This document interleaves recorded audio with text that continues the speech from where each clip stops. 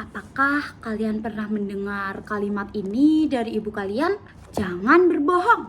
Tetapi begitu telepon berdering, ibu berbisik, bilang, ibu tidak ada. Atau mungkin kalian lebih akrab dengan kalimat yang ini. Pakai waktu luangmu untuk membaca. Jangan untuk membaca hal yang tidak penting. Namun, seluruh waktu luang yang kita habiskan hanya untuk mendiskusikan siapa melakukan apa kepada siapa. Pasti hal ini tidak dapat terhindarkan dan sering sekali terjadi di kehidupan di sekitar kita, apalagi di lingkungan rumah. Halo semuanya, aku Vita dan kita akan membahas tentang... maka dari itu melalui buku ini yaitu Roots and Wings 1, kita akan diajak untuk mengetahui kenapa sih hal tersebut bisa terjadi dan apa yang seharusnya kita lakukan. Meskipun tampilannya lebih mirip buku dongeng daripada buku panduan, tetapi buku ini adalah buku untuk mengajarkan orang tua, agar orang tua bisa mengajari anaknya dan mendidik mereka dengan mengetahui sudut pandang dari anak mereka. Sebenarnya makna dari Roots and Wings sendiri itu apa sih? Makna roots di buku ini adalah akar dan juga wings yaitu sayap. Penulisnya mengambil judul ini dari sebuah quotes dari Holding Carter, yaitu ada 2 warisan abadi yang bisa kita berikan kepada putra-putri kita. Yang satu akar dan yang satunya sayap.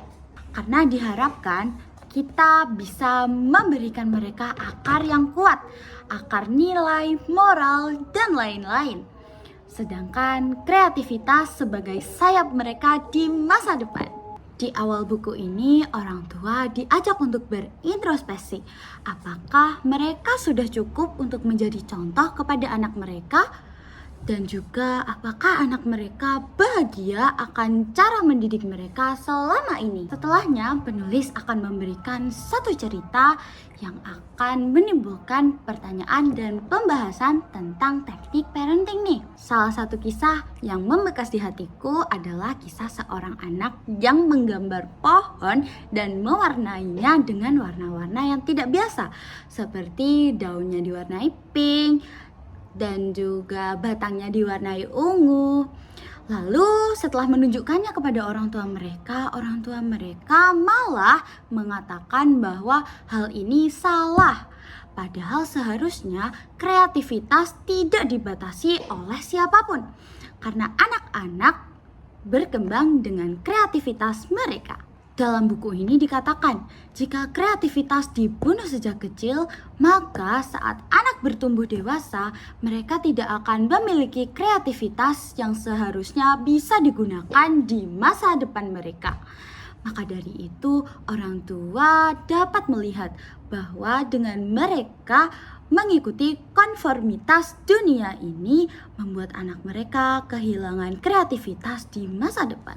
Namun setelah apa yang selama ini orang tua kita ajarkan kepada kita, bukan berarti mereka sepenuhnya salah.